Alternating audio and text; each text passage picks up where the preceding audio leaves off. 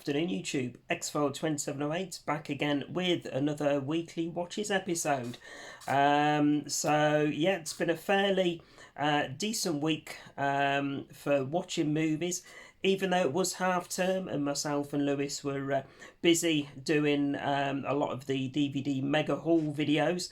It's been a lot of fun recording those with Lewis. And uploading those onto the channel and getting the feedback, etc., from you guys as well. But yeah, to break it up a little bit, thought we'd do the weekly watches for today.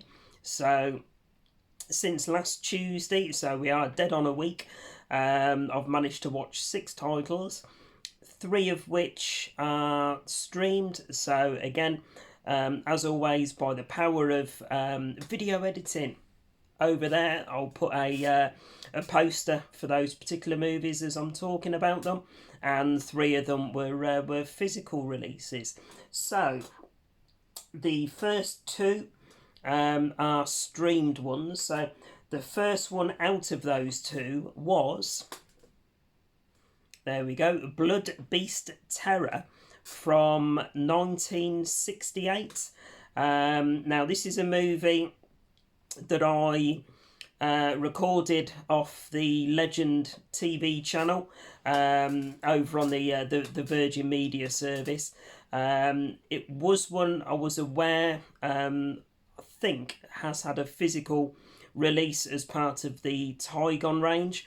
Now, I know a lot of people go 100% on collecting the Tygon.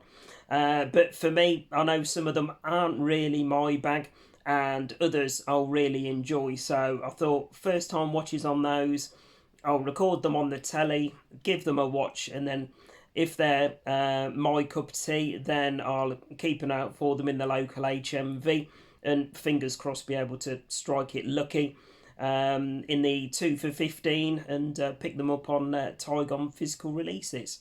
So first one, as I say, guys, was the Blood Beast Terror from 1968. This one runs 88 minutes, and literally the brief synopsis is: a Scotland Yard detective must investigate a series of murders perpetrated by a giant blood-sucking moth that can take human form.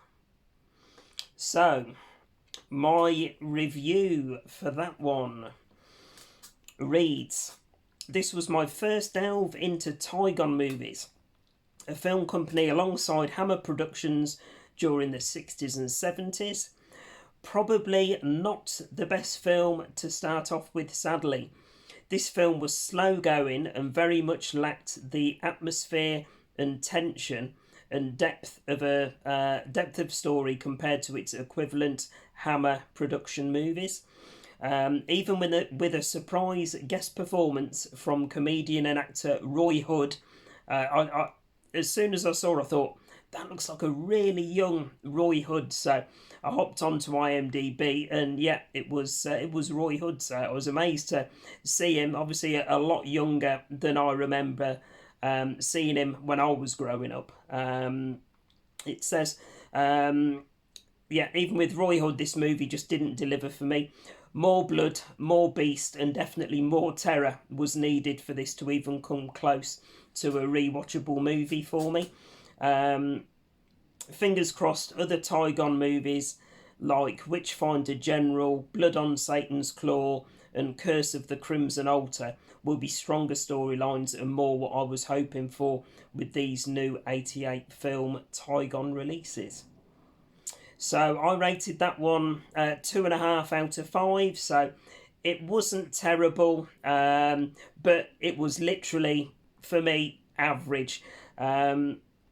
I have, I think, recorded Witchfinder General and I think Blood on Satan's Claw. Both of those, I believe, were on the Legend TV channel recently. So those are on my virtual pile, if you like, to have a watch of and report back on soon. So that was the first one, guys, the Blood Beast Terror from 1988. 1968. Next up, this is a movie from 2021, and it is, there we go, my joint favourite watch of the week. Now, it's called The Pebble and the Boy. Now, this movie was recommended to me by my good friend Frenchie, who you've probably heard me mention, but he's the friend of mine that dropped across the huge, haul of DVDs for myself and Lewis. He was clearing out his collection, didn't want them anymore, and like I say, this is a recommendation from him. He's a big fan of Lambretta motorbikes, etc. I'd spoken to him about watching Quadrophenia recently and how much I enjoyed it. And he said, "Oh, if you like Quadrophenia," he says, "hunt out a movie called The Pebble and the Boy." Now, I'd never heard of it at all, so I had a word with my friend that runs the Firestick Plus service. He very kindly managed to track it down and add it on to the Firestick for me, and I gave it a watch, and I absolutely loved it. So I am trying to get hold of a physical media release for it. It does seem, let me just click on this one. It does seem either out of print or it had a very low production run. I think there wasn't any Blu-ray releases that I could see across eBay, Amazon, etc. There was a DVD release, but there was literally just one. I mean, it's not even listed on CX, so it's a real obscure, well, potentially obscure title that I haven't heard anyone else mention apart from my friend Frenchie when he was recommending it to me. So, but basically, yeah, if you like Quadrophenia, you will love The Pebble and the Boy. The synopsis for this one, guys. It's a movie that was directed by Chris Green, and sidetrack, I do apologise, but Frenchie knows about this movie because he's in some of the local Lambretta clubs, and one of his friends was actually in the opening scene to this movie where there was like a funeral procession for one of the Lambretta crew, and Frenchie's friend was at the very front of this this Lambretta procession, so that was pretty cool. Anyway, waffleage over. Synopsis: John Parker, a 19-year-old from Manchester, embarks on a journey to Brighton, the spiritual home of the Mods, on an old Lambretta scooter left to him by his father. And my review for this one: first time watch of this one tonight on a recommendation from a good friend who belongs to a local scooter club and knows some of the actors, etc. involved with the film. And his recommendation was spot on. If you love Quadrophenia, then you will love this movie. This is a real heartwarming drama from the very start, with so many highs and lows for the main character throughout. Superbly acted by all concerned, lovely cinematography throughout, and a great soundtrack from the likes of The Jam and Paul Weller, and all done by all accounts on a micro budget. A real feel-good coming-of-age movie with plenty of rewatchability, and for me easily deserves its place alongside Quadrophenia. Go watch it now. That was my end statement on that one. And I rated that one 4 out of 5, and like I say, that was my joint favourite movie of the week. So that was The Pebble and the Boy from 2021. Right, let me just grab a quick slurp, guys, 1 second, and then we'll go on to a movie that I watched on physical media. Right, this next one, guys, is a movie from 2014. So yeah, a movie from 2014 that a couple of people here in the community had shown on their channel and recommended. Those people being Sammy G and Roy from Blue Roy Movies. So link to both channels in the description. 2014 movie starring Toby Jones, who I remember very fondly from Mr. Bates versus the Post Office that I saw probably about 12 months or so ago. Absolutely loved his role that he played in there. And this carried on through to the movie Marvellous. So there's the movie there, guys, 2014. And it runs 90 minutes, so exactly an hour and a half. The synopsis on this one: dramatisation of the true story of the life of Neil Nello Baldwin, born with a mild learning disability but without the burden of social embarrassment, and how his inexhaustible ability to see the good in any situation overcame any stigma society tried to label him with. So it's directed by Julian Farino. And my review on this one, guys, it reads: having seen Toby Jones previously in Mr. Bates versus the Post Office, I was really looking forward to seeing this biopic of Neil Baldwin, played by Toby Jones. And I'm pleased to say that this biopic and performance did not disappoint. Very much a heartwarming story, a true story of Neil Baldwin, his life growing up through to employment with the circus, and then crazily meeting Lou Macari and becoming Stoke City's Kitman.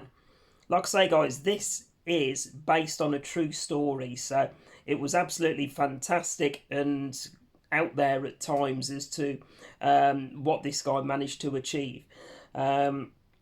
Amazing performance from Toby Jones, and was lovely to see the real Neil Baldwin making appearances throughout this biopic, talking with his acting counterpart, along with clips of him with the situation shown.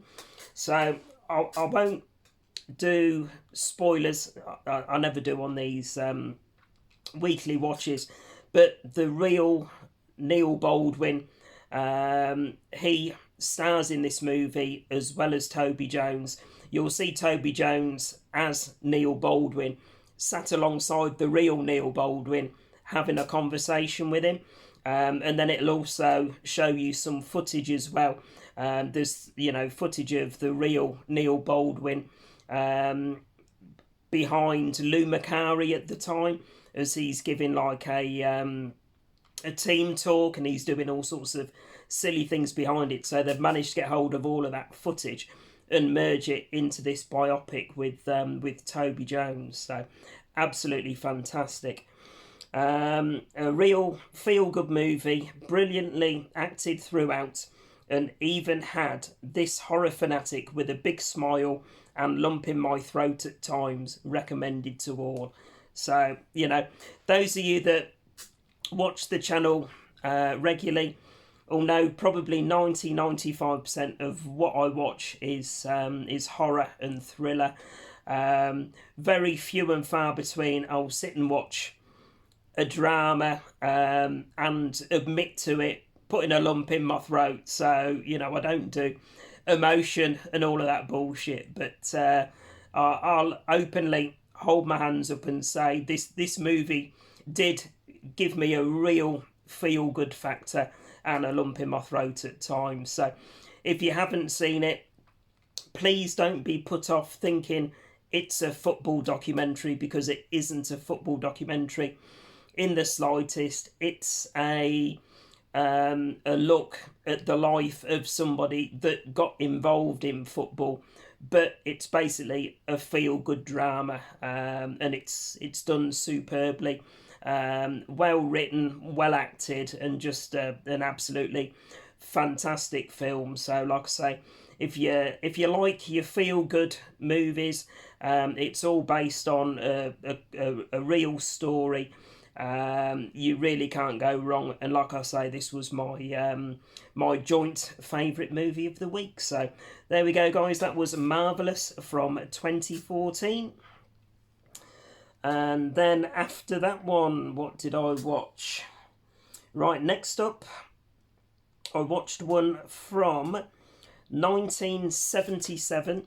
This was one that I streamed, or recorded, I should say, off, again, Legend TV. One that I hadn't seen before, so again, before I took the plunge and ordered it on physical media, I thought I'd record it off the telly, give it a watch, and if it's something I enjoyed, I'll stick it on the list to buy on physical at some point down the line. And that movie, guys, was a 1977 movie called The Uncanny, directed by Dennis Hero, and runs 89 minutes. And the synopsis of this one: Wilbur Gray, a horror writer, has stumbled upon a terrible secret, that cats are supernatural creatures who really call the shots. In a desperate attempt to get others to believe him, Wilbur spews 3 tales of feline horror. So yeah, as it says there, it's basically an anthology, 3 short movies that make up the film itself. This one stars Peter Cushing as the horror writer. He plays an absolutely fantastic part in it, trying to convince the horror writer about these supernatural evil cats. But yeah, my review for this one: really enjoyed this one from 1977. Great cast with the likes of Peter Cushing, who plays the part of Wilbur Gray, a horror writer that believes cats have an evil nature and are really in control rather than as humans. He takes these beliefs and his evidence of real life incidents to his publisher with the aim of convincing him that this is the case. The movie is then told as a horror anthology comprising of 3 stories, all of which are really well told, and for the 70s, I guess in quite a creepy and unnerving way. Also starring in the 3rd tale was Donald Pleasance, an actor that never disappoints.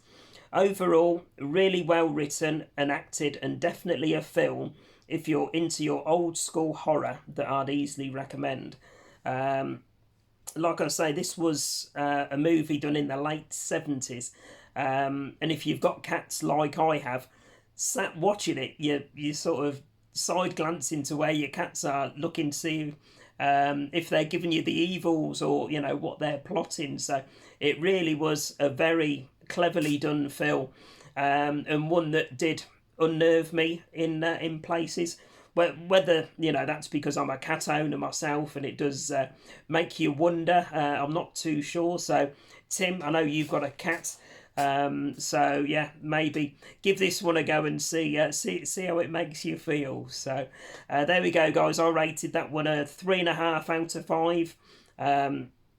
Really solid anthology movie from the late 70s, and one that's going on my list to pick up on physical media soon. So we've got 2 more to go, guys. Let me just have a quick drink again, because we're on to an absolute stinker next. So I've done really well up until that point with 4 really good movies, even including, like I say, Blood Beast Terror, that still rated a 2.5 out of 5. So right, the stinker of the week, the mid-80s movie, so I'm sure it's right up Roy's street. So I know Roy's a big fan of his 80s movies. Not. But I watched, where are we? Physical. There we go. It was Physical. Nearly forgot to show it. One called Hard Rock Zombies. So that's that one there. And it's got a tagline: They came from the grave to rock and rave and misbehave. And then at the bottom, which they really should be taken to trading standards for, it says a comedy horror cult classic. Right. Where do we start with this one? Right, this one runs 98 minutes. It was a long 98 minutes, let me tell you. It's one directed by Krishna Shah.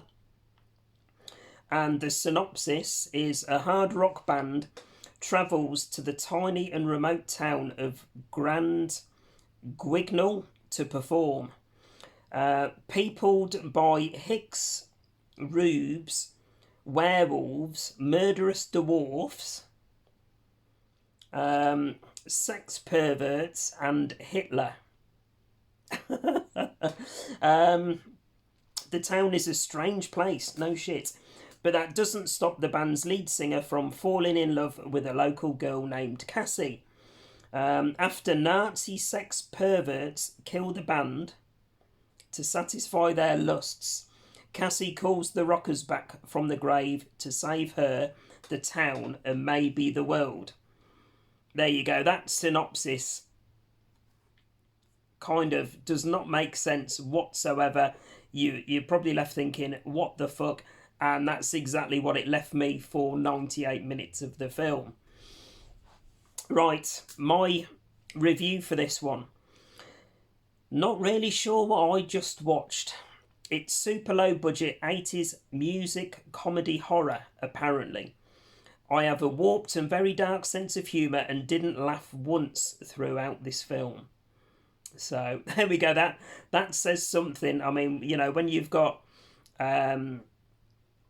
killer dwarfs and sex perverts and Hitler and all of that sort of thing, that's normally, you know, tick, tick, tick in my box. You know, I absolutely love that low budget cheese, but honestly, it didn't amuse me in the slightest. But there we go. Rock music, boobs, dwarfs, werewolves, and a line from one of the band members encouraging signing some young, tender age. Start again. And a line from one of the band members encouraging signing some young, tender, underage girl's tits. Yeah, that's what you get with this film.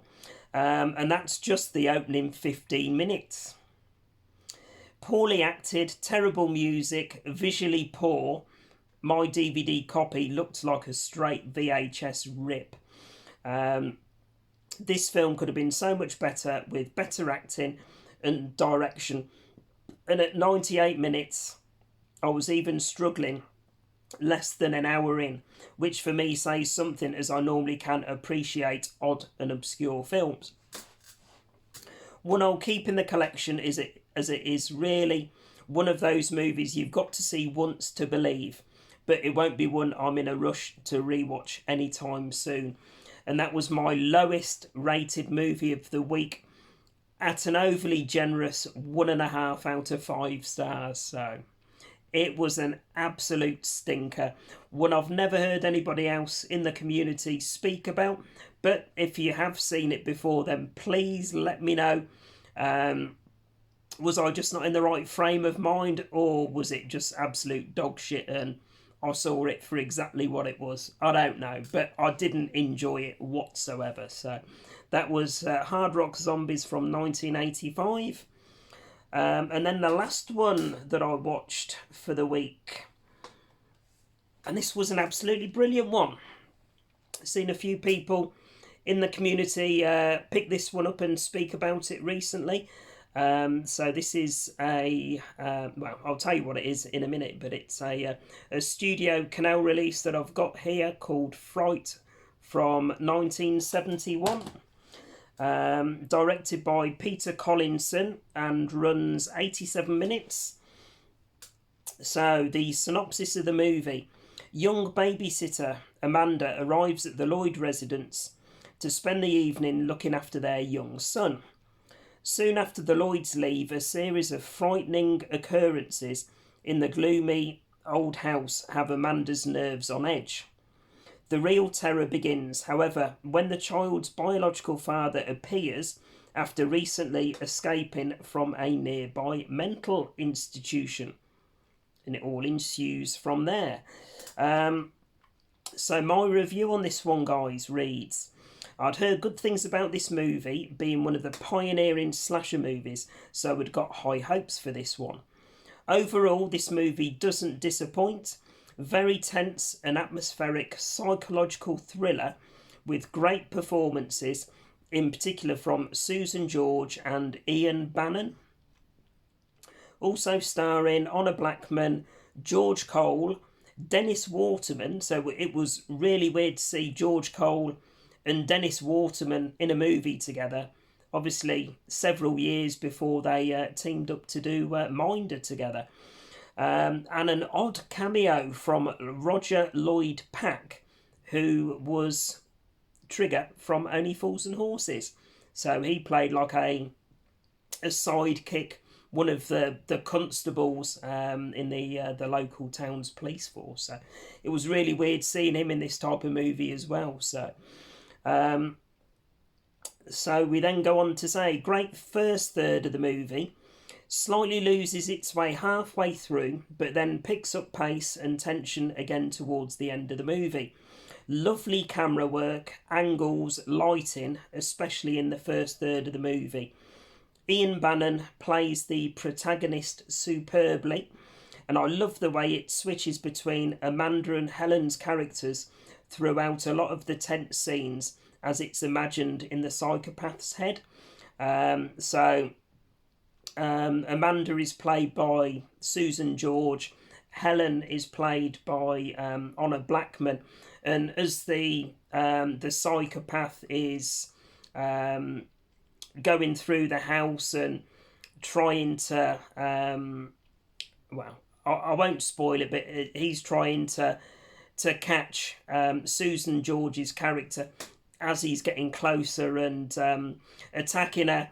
He then sort of leans back, sort of thing, and it switches to Honor Blackman's character of Helen, because that's what he's seeing in his head, that it's his ex-wife as opposed to the babysitter, and it switches between those two characters really, really well. Overall, a really good movie and very cleverly shot with a great cast. Lovely image quality as well on the 2K restoration that I watched on the Studio Canal release. Definitely a movie with rewatchability, and I look forward to discovering more of Peter Collinson's work, who's the director of the movie. So, rating wise, guys, I gave that one 3.5 out of 5. So, really enjoyed that one. Definitely one that will stay in the collection. And I think Jodie picked it up recently. Again, link to Jodie's channel in the description. So yeah, it's a recommendation to Jodie to put it on your pile to watch shortly. I thoroughly enjoyed it, and I'll happily recommend it to everybody out there. So there we go, guys. That's my 6 watches for the week. The 2 top ones for me being Pebble and the Boy and Marvellous, and the stinker of the week being Hard Rock Zombie. So there we go. If you have seen any of those films, guys, please let me know in the comments if you enjoyed them, or if you struggled with them, as I certainly did with Hard Rock Zombie. The rest of them, I thought were really good watches. So there we go, guys. As always, please remember to like, comment and subscribe and all that good stuff. And I'll be back later on in the week with another video. Bye for now, guys.